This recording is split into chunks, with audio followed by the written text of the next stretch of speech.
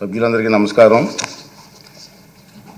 మీ అందరికీ తెలుసు, ఈ 16వ శాసనసభలో సభ్యులైనటువంటి జగన్మోహన్ రెడ్డి గారు 24/6/2024 తేదీన నాకు ఒక లేఖ రాశారండి. ఆ లేఖలో అంతా చూస్తే అభియోగాలు, ప్రేలాపనలు, బెదిరింపులమయం, అంతకంటే ఏమీ లేదు. దానికి తోడు తనకు ప్రతిపక్ష నాయకుడి హోదా అర్హత ఉందంటూ అసంబద్ధ వాదన చేస్తున్నారు. మీరందరూ చూస్తున్నారు టీవీలో దీన్ని. కానీ ఆ లేఖలో ఎలాంటి ప్రత్యేక అభ్యర్థన లేదన్న విషయాన్ని మీరందరూ గమనించాలి. ఈ లేఖ రాసిన కొద్ది రోజుల తర్వాత జగన్మోహన్ రెడ్డి గారు ఆంధ్రప్రదేశ్ హైకోర్టుని ఆశ్రయించారు. హైకోర్టు కూడా వెళ్ళారు. విచిత్రం ఏమిటంటే, తనకు ప్రతిపక్ష నాయకుడిగా ప్రకటించవలసిందిగా శాసనసభ కార్యదర్శిని, స్పీకర్ కార్యదర్శిని ఆదేశించాలని ఆ రిట్ పిటిషన్లో విజ్ఞప్తి చేశారు. జగన్మోహన్ రెడ్డి గారు పిటిషన్ ఇంకా విచారణ అర్హత కలిగి ఉన్నదో లేదో అని నిర్ధారించే దశలోనే ఉంది. ఇంకా రిట్ పిటిషన్ వేసే అర్హత ఉందా లేదా మీకు అని చెప్పి ఆ దశలోనే ఇంకా ఉంది. ఈ పిటిషన్లో వైఎస్ జగన్మోహన్ రెడ్డి గారు స్పీకర్ను, శాసన వ్యవహారాల మంత్రిని ప్రతివాదులుగా చేర్చినప్పటికీ ఆ ఇద్దరిని మినహాయించాలని గౌరవ అడ్వకేట్ జనరల్ గారు చేసిన సూచనతో గౌరవ న్యాయస్థానం ఏకీభవించింది.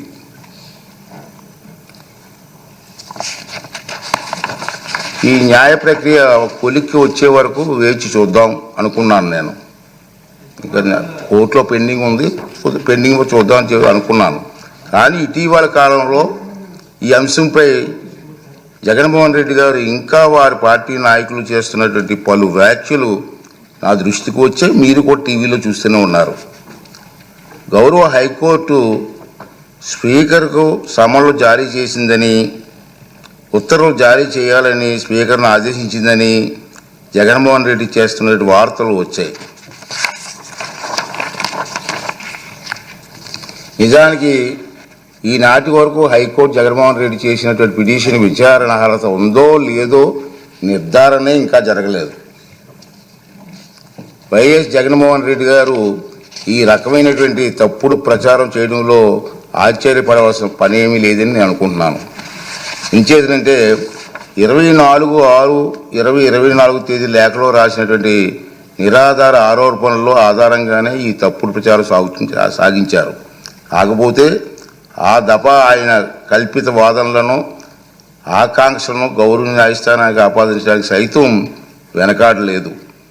దురదృష్టవశాత్తు ఇదే ఆయన సహజ శైలి, మనందరికీ తెలుసు. జగన్మోహన్ రెడ్డి గౌరవ న్యాయస్థానానికి ఆపాదిస్తూ ప్రచారం చేస్తున్న అవాకులు, చవాకులు, అసత్యాలు గందరగోళానికి దారి తీస్తున్నాయి. కనుక ఈ రూలింగ్ ద్వారా తప్పుడు ప్రచారానికి తెరదించాలని చెప్పి నేను నిర్ణయించుకున్నాను. అదండి నేను చెప్తాను. ఇది నా రూలింగ్ సార్. ఇది ఈ రూలింగ్లు అన్నీ వస్తాయి. వినండి, లాస్ట్ వరకు ఉంటే. ప్రమాణ స్వీకార కార్యక్రమం చిరకాల సాంప్రదాయాలను అనుసరించే నిర్వహించారు. జగన్మోహన్ రెడ్డిని మాజీ ముఖ్యమంత్రి హోదాలో ప్రస్తుత మంత్రుల తర్వాత శాసనసభ్యునిగా ప్రమాణం చేయడానికి ఆహ్వానించారు. గతంలో 11/1/1995 నాడు అప్పుడు ఆంధ్రప్రదేశ్ శాసనసభ కూడా అప్పటి మాజీ ముఖ్యమంత్రిని మంత్రుల తర్వాతే ప్రమాణం చేయడానికి ఆహ్వానించిన సంగతి మీకు గుర్తు చేస్తున్నాను. అదేవిధంగా ఆంధ్రప్రదేశ్ 16వ శాసనసభ సభ్యుల ప్రమాణ స్వీకార కార్యక్రమంలో 21/6/2024 జరిగింది. కానీ స్పీకర్ ఎన్నిక మరణాడు అంటే 22/6/2024 నాడు జరిగింది. ప్రతిపక్ష నాయకుడిగా గుర్తింపు ఇవ్వగలిగితే అధికారం కేవలం స్పీకర్కి మాత్రమే ఉంటుంది. అందుకే సభ్యుల ప్రమాణ స్వీకార కార్యక్రమం జగన్మోహన్ రెడ్డికి ప్రతిపక్ష హోదా నిరాకరించడానికి సూచించిన అన్న వాదన సరికాదు. నిజానికి జగన్మోహన్ రెడ్డి వైఎస్ఆర్సీ శాసనసభ పక్ష నాయకుడిగా ఎన్నికైనట్టు 26/6/2024 వరకు మా సచివాలయానికి తెలపలేదు. నెంబర్ 1. అలాంటప్పుడు జూన్ 26 కంటే ముందు, అందున స్పీకర్ ఎన్నిక జరగక ముందు ప్రతిపక్ష నాయకుడి హోదా గురించి నిర్ణయం తీసుకోవడం సాధ్యమా? ఇది ఒకటి గమనించవలసిన అవసరం ఉంది. ప్రతిపక్ష నాయకుడి హోదా ఎవరైనా అర్హులా కాదా అనేది కేవలం రాజ్యాంగ సూత్రాలు, కోర్టు తీర్పులు, చిరకాల సాంప్రదాయాల ఆధారంగా మాత్రమే నిర్ధారించగలరు. ఆంధ్రప్రదేశ్ వేతనాల పెన్షన్ చెల్లింపు అనర్హతల తొలగింపు చట్టం 1953లో ప్రతిపక్ష నాయకుడి హోదా ప్రస్తావన ఉంది. ఆ చట్టంలో సెక్షన్ 12B ప్రకారం ఎవరైనా ప్రతిపక్ష నాయకుడి హోదా ఇవ్వాలంటే వారు చట్టసభలో సభ్యులై ఉండాలి. 2, వారు ప్రభుత్వ వ్యతిరేక రాజకీయ పార్టీ సభలో నాయకుడై ఉండాలి. ఇది క్లియర్గా ఉంది. 3, ప్రతిపక్షంలో ఉన్న వారి పార్టీకి అత్యధిక సంఖ్యాబలం ఉండాలి. 4, మరీ ముఖ్యంగా ఆ వ్యక్తి సభాపతి ప్రతిపక్ష నాయకుడిగా గుర్తించాలి. ఒకవేళ అత్యధిక సంఖ్యాబలం గల ప్రతిపక్షాలు 1 కన్నా ఎక్కువ ఉంటే పార్టీ హోదాను దృష్టిలో ఉంచుకుని వాటిని ఏదో ఒక పార్టీ నాయకుడిని సభాపతి ప్రతిపక్ష నాయకుడి హోదా కల్పించవచ్చు. ఈ విషయంలో సభాపతి నిర్ణయానికి తిరుగుండదని సెక్షన్ 12B చెబుతుంది.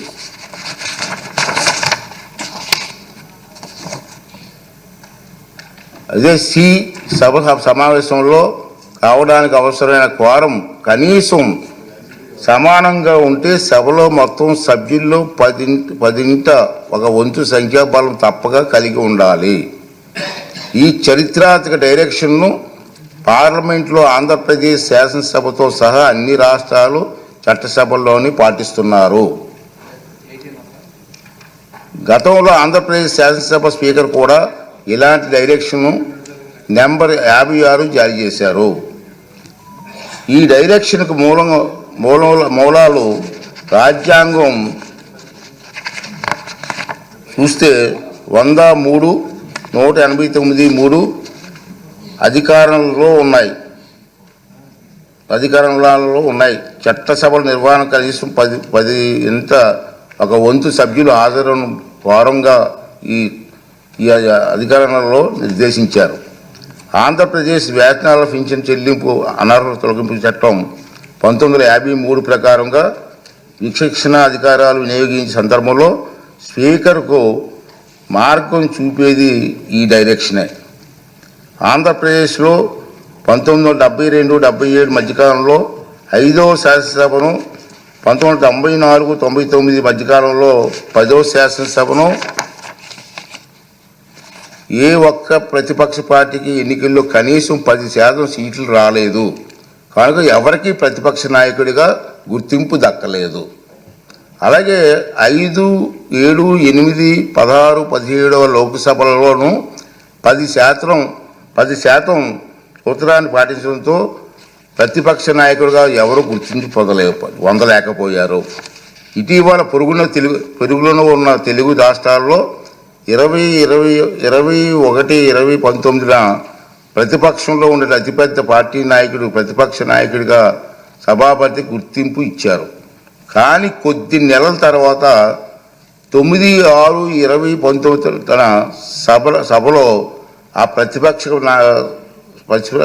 ప్రతిపక్షానికి సంఖ్యాబలం 10% కంటే తగ్గిందన్న నిర్ధారణకు రాగానే సభాపతి ప్రతిపక్ష నాయకుని ఇచ్చిన గుర్తింపును ఉపసంహరించుకున్నారు.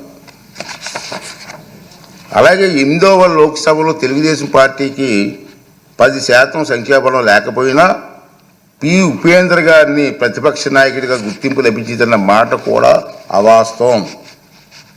మనం మాట్లాడుతున్నాం టీవీలో ఉపేంద్ర గారికి ఇచ్చారు కదా మీరని, అది వాస్తవం కాదు. రికార్డ్ అంతా వెరిఫై చేయించాను, అది వాస్తవం కాదు. ఉపేంద్ర గారు ఆనాటి సభాపతి టీడీపీ గ్రూపు నాయకుడికి మాత్రమే నిర్ణయించారు. దాన్ని ఇతను ఇష్టం వచ్చినట్టుగా అవాస్తవాలు మాట్లాడే పరిస్థితికి వచ్చింది. ఈ వాస్తవాలను సాంప్రదాయాలను దృష్టిలో ఉంచుకుంటే 175 మంది సభ్యులున్న నేటి ఆంధ్రప్రదేశ్ శాసనసభ అతిపెద్ద ప్రతిపక్ష పార్టీకి కనీసం 18 మంది సభ్యులుంటే తప్ప ప్రతిపక్ష నాయకుడి హోదా రాదని అందరికీ అర్థమవుతుంది. ఈ నిబంధనలు సాంప్రదాయాలు ఉదాహరణలో జగన్మోహన్ రెడ్డికి తెలియదని చాలామంది అనుకుంటున్నారు, కానీ తప్పు తెలుసు.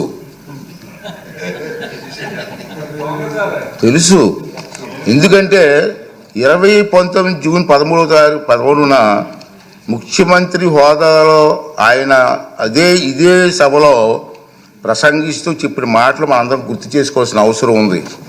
చంద్రబాబు నాయుడు గారికి 23 మంది శాసనసభ్యులు ఉన్నారు, ఒక 5 కానీ రాజేస్తే ఆయనకి 18 మంది కూడా ఉండరేమో, ఈ హోదా 17 మంది ఉంటారు, అప్పుడు ఆయన ప్రతిపక్ష నాయకుడు స్టేటస్ కూడా ఉండదని చెప్పి ఇదే జగన్మోహన్ రెడ్డి గారు ఈ హౌస్లో మాట్లాడిన సంగతి ఈ అందరికీ తెలుసు. మరి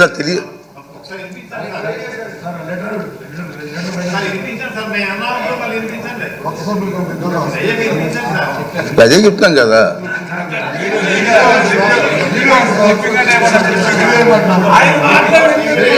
ఆయన మాటలు వినిపించాలా? అయితే మరి రికార్డు చేయాలి, మరి వినిపిద్దాం.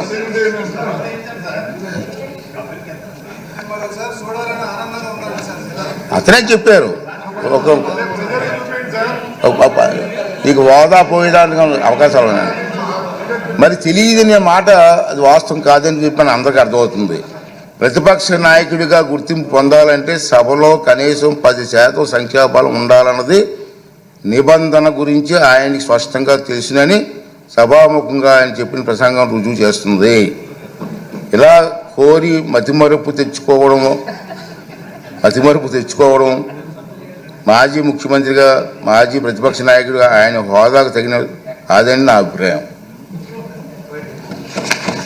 రాజ్యాంగం సభా నిబంధనల ప్రకారంగా స్పీకర్కు దురుద్దేశాలు ఆపాదించడం సభా హక్కుల ఉల్లంఘన కిందకు వస్తుందని మీ అందరికీ తెలుసు. ఈ పాయింటే అయినప్పటికీ వైఎస్ జగన్మోహన్ రెడ్డి ఇప్పటి వరకు సాధించిన దుష్ప్రచారాన్ని సంధి ప్రేలాపనలు అంటాను నేను. మా సైడ్ సంధి ప్రేలాపనలు అంటారండి.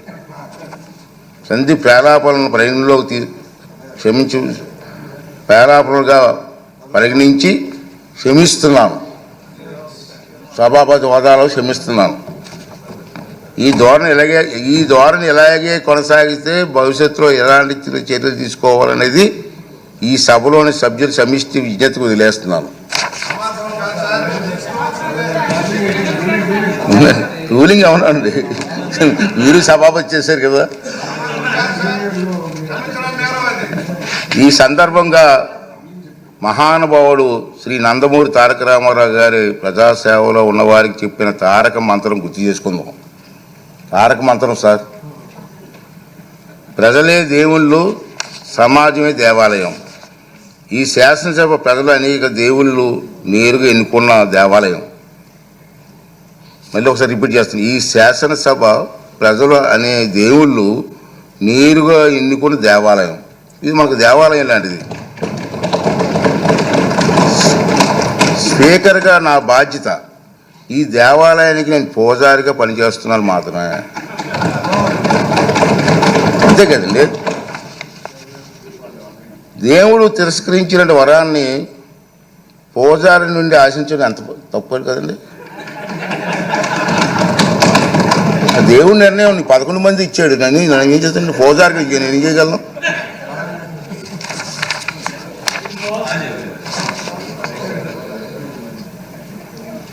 ఈ నియోజకవర్గాల్లో ప్రజలు ఈ సందర్భంగా వాళ్ళ సభ్యులు కూడా రావట్లేదు, చూస్తూనే ఉన్నారు. ఈ సందర్భంగా సభకు దూరంగా ఉంటున్న సభ్యులకి నా విజ్ఞప్తి ఏంటంటే, మీ నియోజకవర్గాల్లో ప్రజలు మీకు ఇచ్చిన గౌరవాన్ని బాధ్యతను గుర్తు చేసుకోండి. మీకు సభకు దూరంగా ఉంటే మీ నియోజకవర్గాల సమస్యలు సభలో ఎవరు ప్రస్తావిస్తారు? వాటికి పరిష్కారాలు ఎలా సాధిస్తారు? ఈ బాధ్యతను గుర్తించి మిమ్మల్ని నమ్ముకున్న మీ ప్రజల గొంతు వినిపించడానికి సభకు హాజరు కావాలని రాజ్యాంగం మీకు అప్పగించిన బాధ్యతను సమర్థవంతంగా నిర్వహించాలని విజ్ఞప్తి చేస్తున్నాను. నమస్కారం. ఈ రూలింగ్ తాలూకు ఇంగ్లీష్ కాపీని కూడా సభ రికార్డులో భాగంగా ఉంటుందని చెప్పి సందర్భం మనం చేస్తూ మీ అందరి దగ్గర సెలవు తీసుకున్నానండి. ఈ రూలింగ్ ఇవ్వాలనే ఉద్దేశంతో దీన్ని తెర వేయాలి. ఎక్కడో తెర వేయకపోతే పబ్లిక్ అందరికి తెలియాలా. అందుకే సామాన్యులకు అర్థమైన విధంగా చెప్పాలనే ఉద్దేశంతో నేను ఈ టైం తీసుకోవడం జరిగిందని చెప్పి మనం చేస్తూ